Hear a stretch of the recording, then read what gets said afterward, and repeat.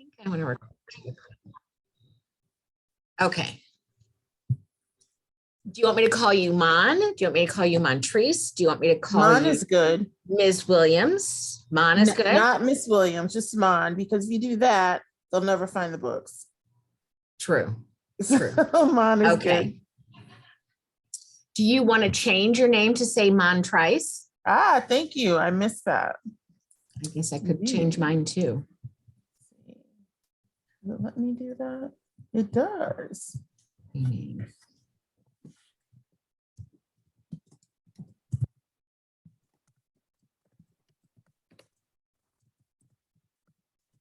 All of us use this one sign-in password, so we have to sign in. Oh, there you go. See, good job.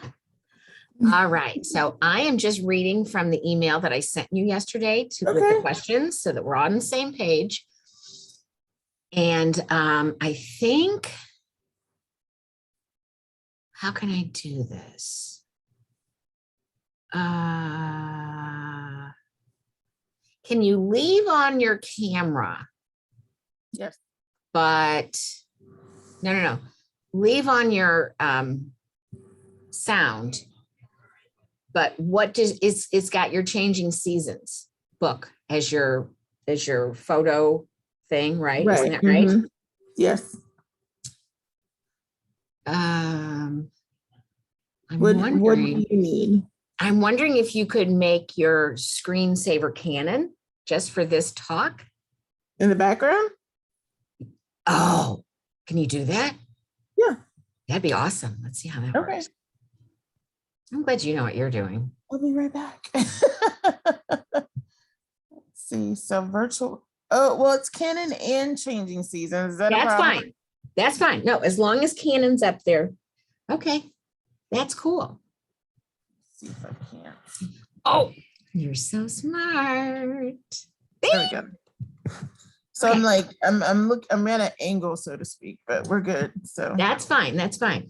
And your light is good on your face, so that's good. Yeah. I had to do something from home this morning. It was like one half was in deep shadow. I'm like, I don't care.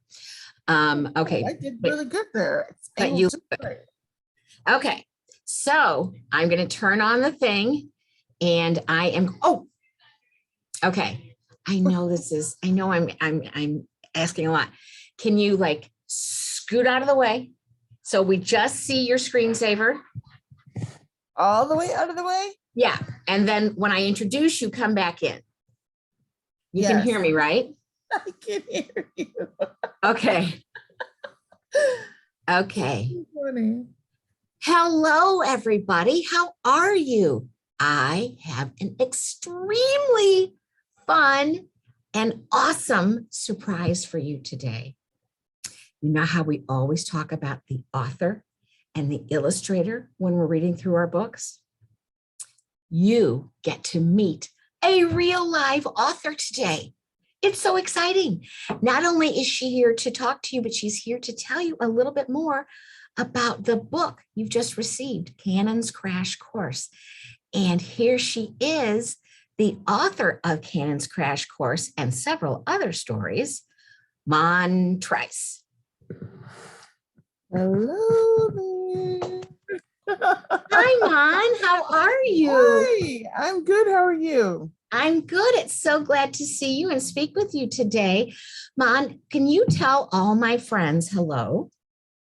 Hello, friends. How are you? Do you know what, Mon?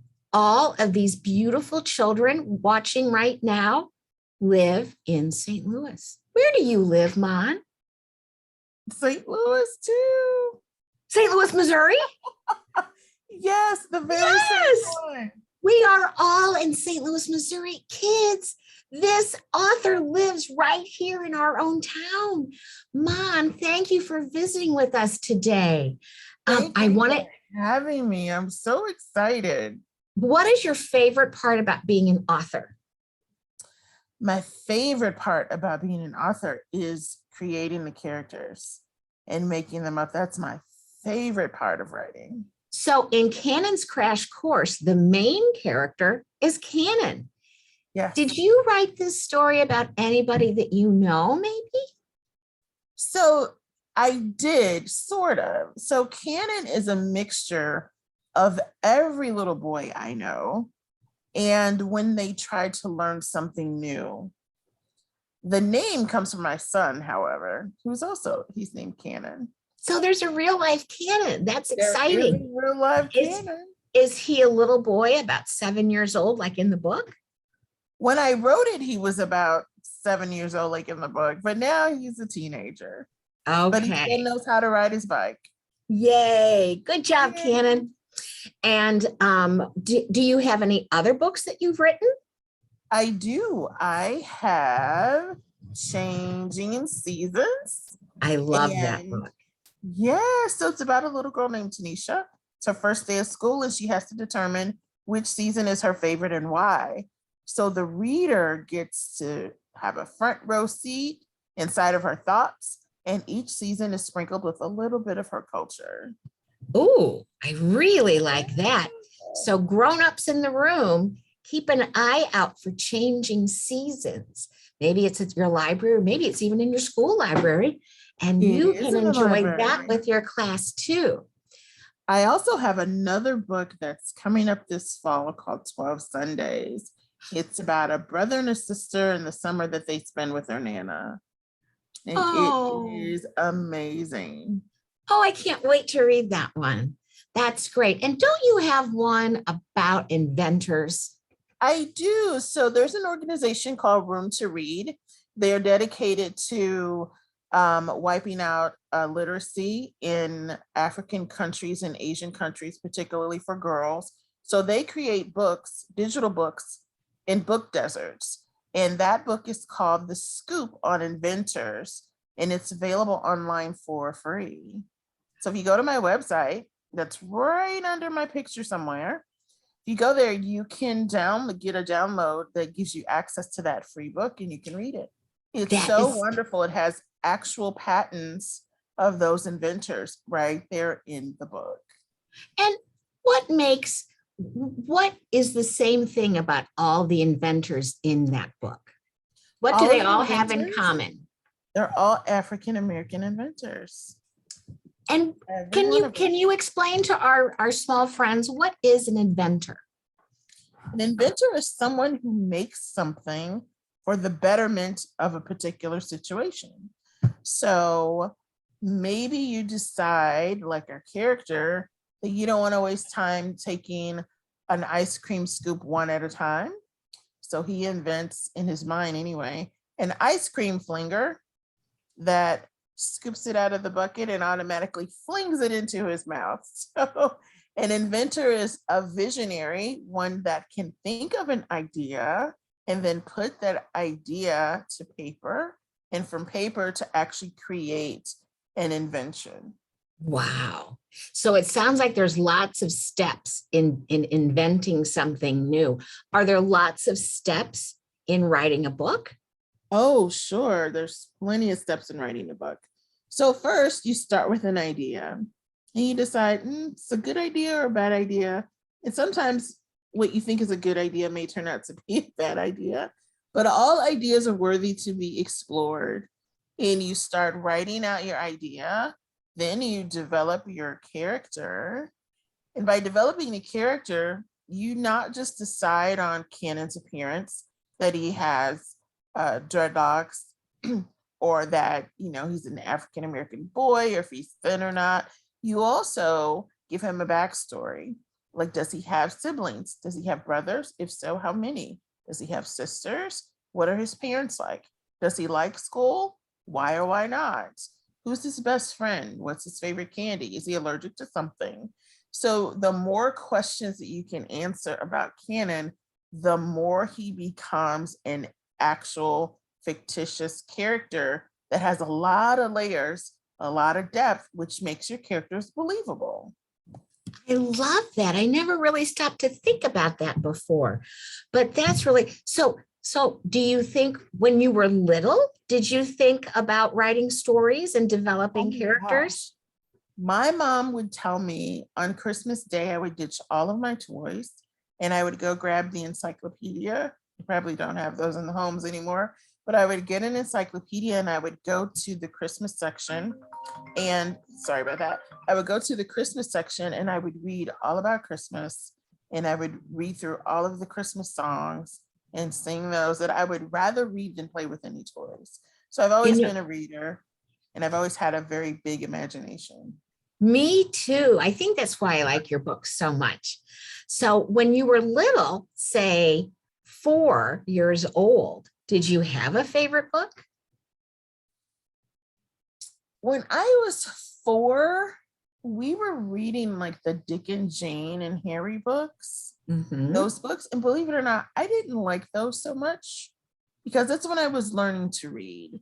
And I had a reading teacher that wasn't that nice. So that's not when I started to love to read. I think after that, it was the encyclopedias that really got me to reading, because I love dogs and I love Christmas. So I would look up all the dogs and I would like read about like each and every one. And I loved books. But what really got me to reading was the summer I turned 14. It was a summer, it was boring, and we had just moved. And my mom had a stack of books. And I was sitting in my room and I was looking through the stack of books, and there were two. One was Stephen King's Firestarter, and Okay. the other one, oh gosh, is it going to escape me now? Danielle Steele's Kaleidoscope. Okay. I read Kaleidoscope and it felt like I was watching a movie in slow motion. Wow. So then I picked up the bigger one. I didn't know who Stephen King was, actually. And I read Firestarter, and it was about a little girl who could move things with her mind. Oh my gosh, I couldn't put it down. I was reading it in the middle of the night, and next thing you know, the sun was coming up, and I was still reading it and reading it and reading it. That was a turning point for me when I realized I felt like I was there. Like, how was he able to do that? I felt like I was right there watching the whole thing unfold. And that's when I had a love for reading. It's like I wanted to pick up another and another. Would I feel the same way about this person's book? You know, everybody has a different style, but that's when I really fell in love with reading. I love finding a new author. And once I realize, oh, I like the way this author writes, then Yeah. I go to the library and I get every book by that author and read them one by one. And usually I have found that if I like one book by an author, I typically like another book by an author. Some, And you can see their development too. You what's know, that? they're right. You can see their writing skills develop from the first book to like maybe the third, and then toward, you know, the latest one, their skills change. Yes, yes. Um, so I wanted to ask you, you wrote the words and the story for Cannon's Crash Course. Good. Did you also do the pictures? Oh gosh, no. I'm not an artist. So, friends, believe it or not, the person that created the pictures is called an illustrator. Can you guess where the illustrator lives? Believe it or not, his name is Kababi Bayak, and he lives right here in St. Louis. This I is love such a it. special book for our kids and for Yeah. us because both the author and the illustrator live right here. And just like you can find more of Mon's books at the library or at your favorite local bookstore, like I See Me Books in University City, you can also see art by Kababi Bayak all over St. Louis. The Yes. easiest way to find it is probably to go to the Missouri History Museum. And in the Yep. kids club area, all of the paintings on the walls that were done just for children to enjoy were done by Kababi. So it's so exciting to have such talented people here in St. Louis. And you know what, Mom?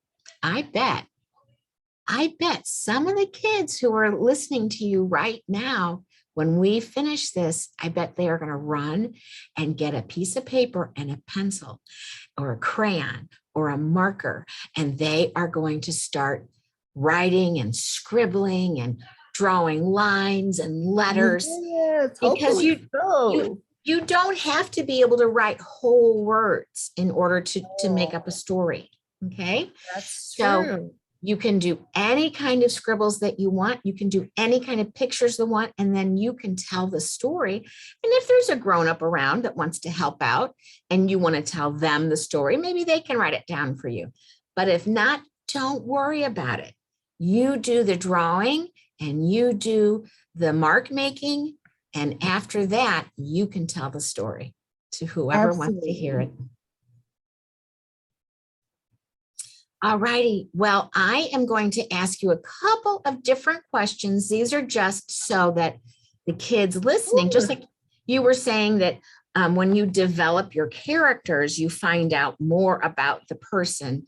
Does Cannon have any brothers or sisters? And what is his favorite color? So I'm going to ask you those questions. Are you ready? Oh, yes, I'm ready. Fine. What is your favorite color? Red or purple, depending on the day. And actually, if you look closely, see our changing seasons, you'll see a very thin line of purple. The spine of that book is purple. I love that you use that word spine. That's another word that our friends learn about books, that the part of the book that gets held together is the spine. That's the spine. Good job. I love it. And do you have any brothers or sisters? I have one sister and two brothers. Okay. And what's your favorite food? That's hard. Like, that's really hard. So, well, you can have 3 or 4. I have lots too. Okay. I love pizza. I also like Thai food. Ooh, like yummy. Anything Thai. I'd say those are my top 2. Okay. I love pizza. Hey, kids, get ready. Raise your hand if you like pizza. I knew it. I knew it. There are going to be tons of kids that like pizza. I could eat pizza for breakfast, lunch, and dinner, but my doctor said that's really not very smart. It has to be, I like it best when it's fresh out of the oven. I don't like it warmed up or when it's room temperature, but just with the cheese and the meat and the crispy crust. I will eat pizza anyway, anytime. Anyway, Mom, thank you so much for taking time to come and talk to us today and tell us about your wonderful book. And I will make sure that we can send this interview to all of our teachers and friends so that they can watch it again anytime they want. And again and again and again. And again and again and again. All righty. Thank you so much for having me.